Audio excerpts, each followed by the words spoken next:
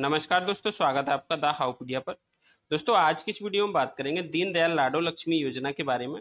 आपको इसमें फॉर्म भरने में जो भी समस्याएं आ रही हैं और इससे जुड़े जो भी महत्वपूर्ण सवाल हैं उन सब के बारे में इस वीडियो में बात करेंगे। मैं कोशिश करूंगा आपके सभी सवालों के इसमें जवाब देने की। ज़्यादातर जो लोग पूछ रहे हैं कमेंट में या फिर वेबसाइट पर, उन सभी को मैं इसमें जवाब देने वाला हूँ, जितने भी सवाल मेरे पास आए हैं। अगर आपके सवाल इसमें छूट जाते हैं या फिर आपको इसमें जवाब नहीं मिलता तो आप कमेंट में पूछ लीजिएगा। और चैनल पर पहली बार आए हैं तो इसको सब्सक्राइब जरूर कर लीजिएगा, जिससे कि आपको योजना से संबंधित कोई भी अपडेट मिलती रहे।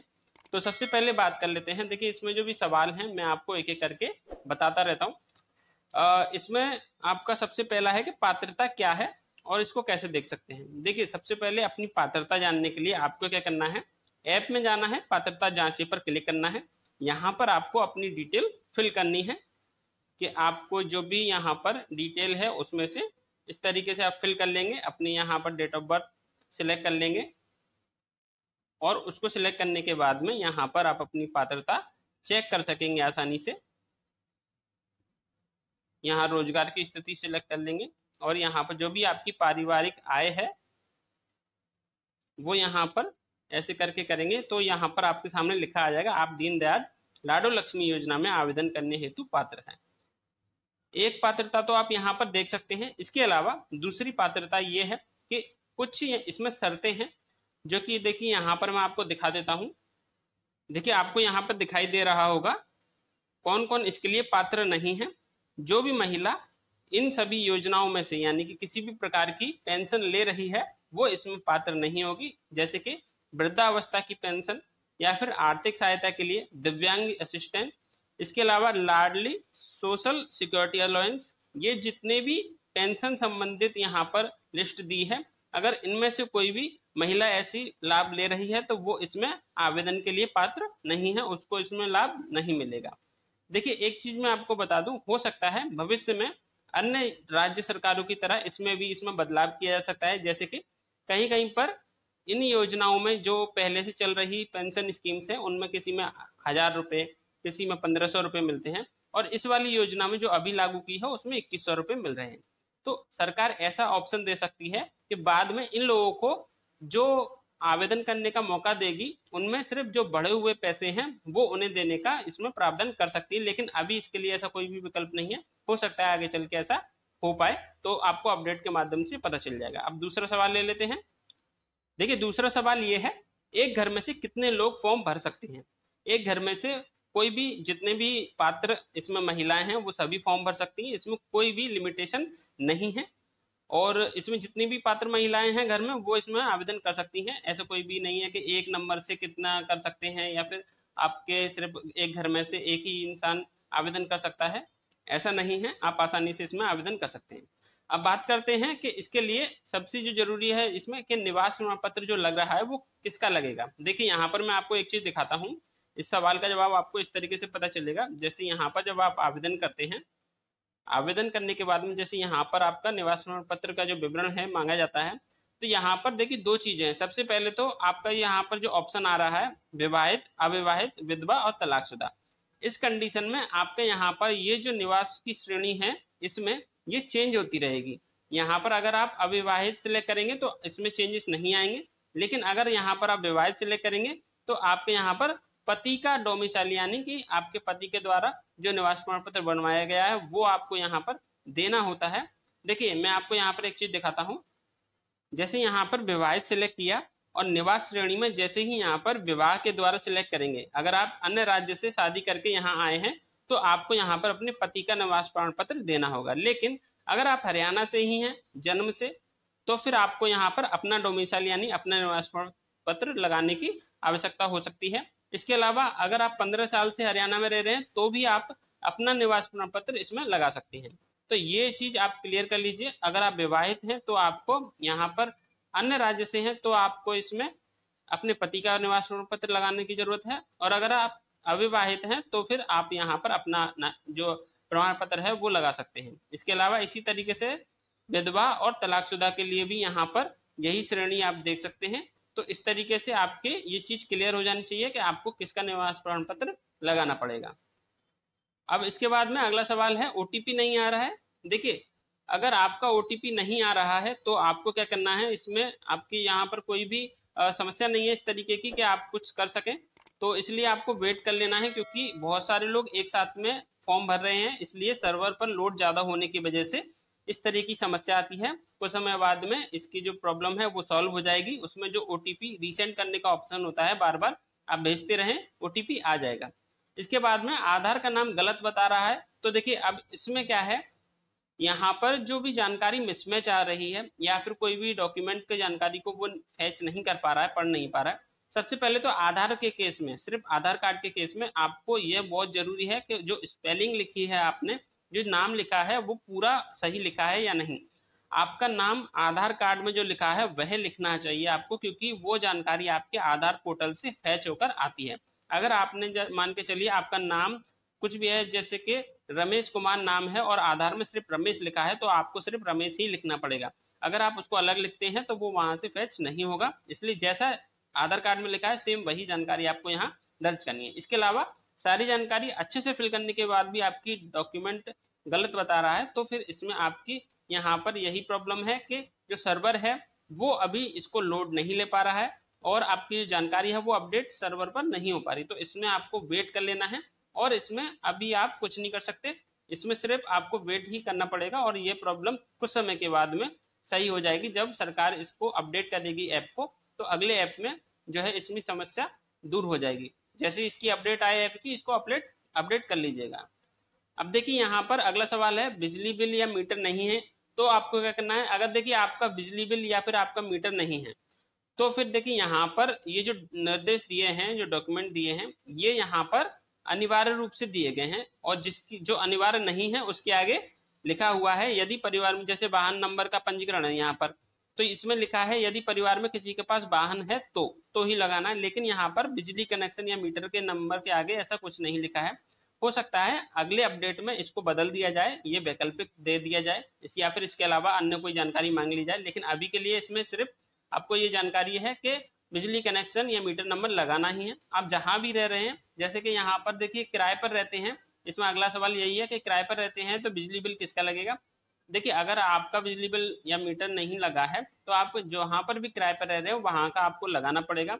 वहाँ की जो भी रिसिप्ट है वो यहाँ पर आपको एक तरीके से दर्ज करनी पड़ेगी, क्योंकि बिना इसके अभी फॉर्म भरना इसमें संभव नहीं है। अगले अपडेट में हो सकता है इसमें बदलाव आ जाए, तो वेट कर लीजिएगा। अगर आप अभी फॉर्म नहीं भरना चाहते तो बाद में भर लीजिएगा। अब बात करते हैं अगला, यहाँ पर जैसे सवाल है वाहन नहीं है, तो इसके लिए यहाँ पर साफ लिखा है वाहन पंजीकरण नंबर यदि परिवार में किसी के पास है तो वो दर्ज करना, नहीं है तो दर्ज करने की जरूरत नहीं है।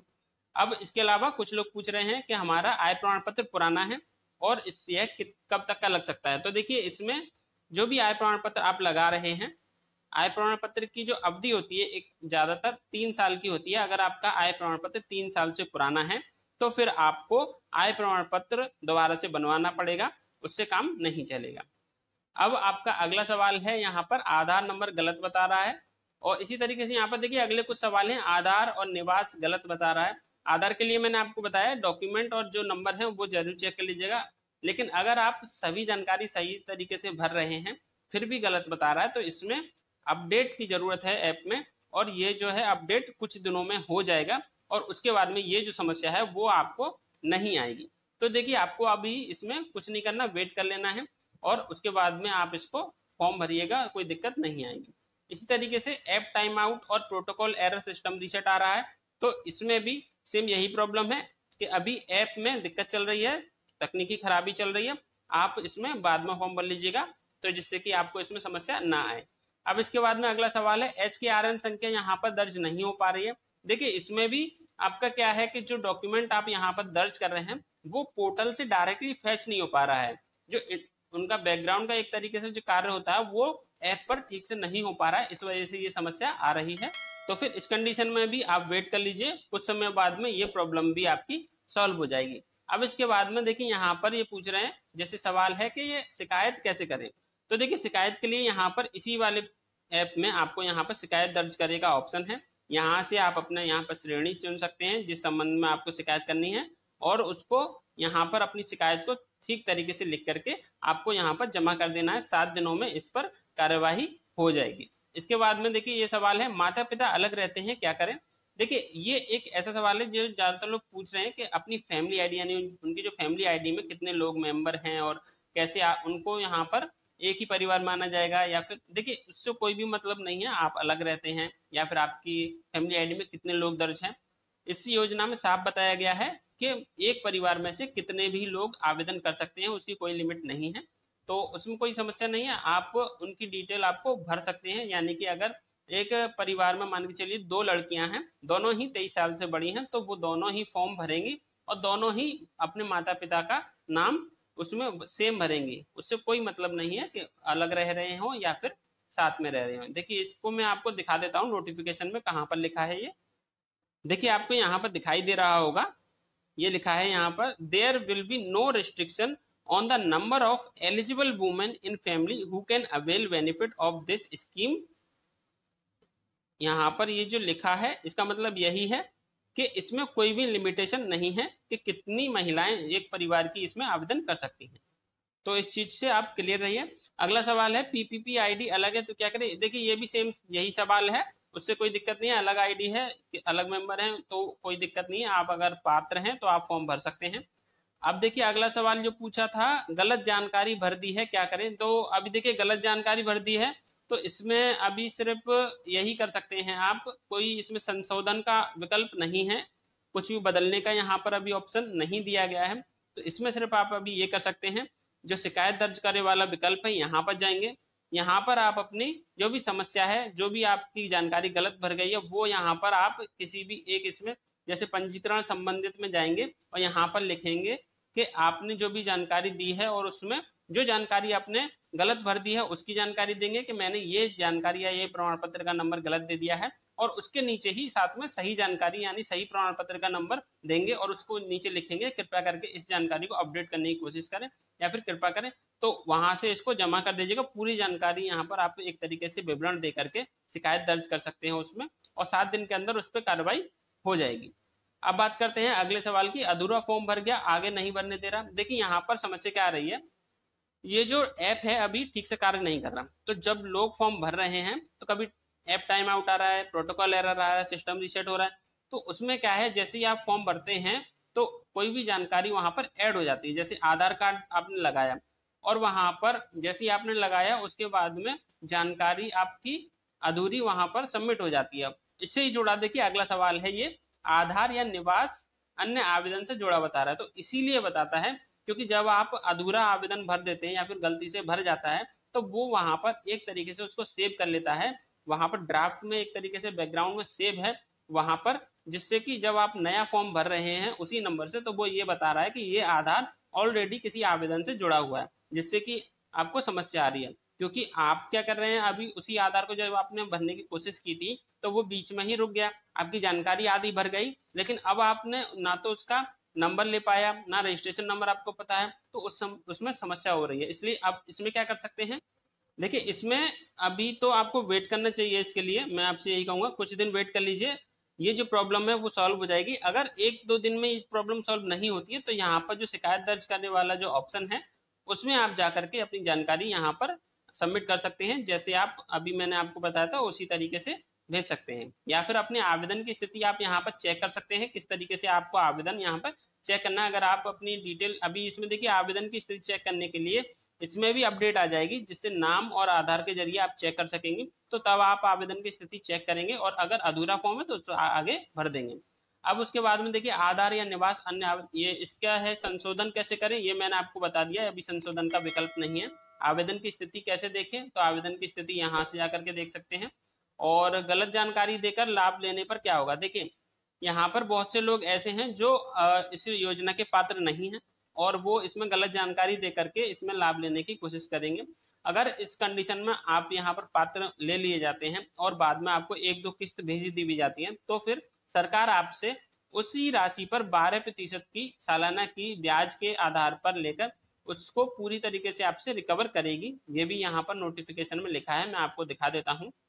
देखिए आपको यहाँ पर दिखाई दे रहा होगा, recovery due to wrong benefit in case of financial assistance. यहाँ पर देखिए लिखा है, ये आपको साफ दिखाई दे रहा होगा 12% की एनम, यहाँ पर हर साल की 12% जो भी आपने किस्त ली होगी, जैसे 2100 रुपये आप अगर आपने ले लिया गलत तरीके से तो उस पर 1 साल के 12% लगा करके आपसे वो रिकवर किए जाएंगे। यहाँ पर ये नोटिफिकेशन में साफ साफ दिया गया है। तो अगर आप इसके पात्र नहीं हैं, आपके डॉक्यूमेंट सही नहीं हैं, तो गलत जानकारी ना दीजिएगा, क्योंकि जब आपका वेरिफिकेशन या सत्यापन होगा बाद में तो वो दिक्कत हो सकती है।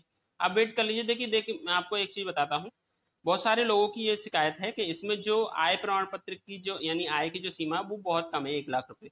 देखिए इस तरीके की जब योजनाएं लागू होती हैं राज्य में तो शुरुआत में इसी तरीके से जारी की जाती हैं, लेकिन बाद में उसको बढ़ा दिया जाता है। जैसे एमपी में लाडली बहना योजना है या फिर अन्य महतारी वंदन योजना, अन्य जितनी भी योजनाएं चल रही हैं उनमें क्या है कि धीरे धीरे करके उनकी राशि को भी बढ़ाया गया, और जो उसमें पात्रता की जो सीमा है आय की, 1 लाख से लगभग लगभग 3 लाख रुपए तक अब तक कर दी गई है। तो इसी तरीके से इसमें भी इसको अपडेट कर दिया जाएगा आने वाले समय में, तब आप इसमें फॉर्म भर दीजिएगा। गलत जानकारी देकर के आप फॉर्म ना भरें जिससे आपको परेशानी हो सके। तो आशा है दोस्तों आपके लगभग सभी सवालों के इसमें जवाब मिल गए होंगे। अगर फिर भी ऐसा कोई सवाल है जो आपके मन में है तो आप कमेंट में पूछ लीजिएगा। और आपको यह जानकारी पसंद आई हो तो चैनल को सब्सक्राइब जरूर कर लीजिएगा। यह जानकारी अपने दोस्तों के साथ शेयर जरूर कीजिएगा जिससे उनको सही जानकारी मिल सके।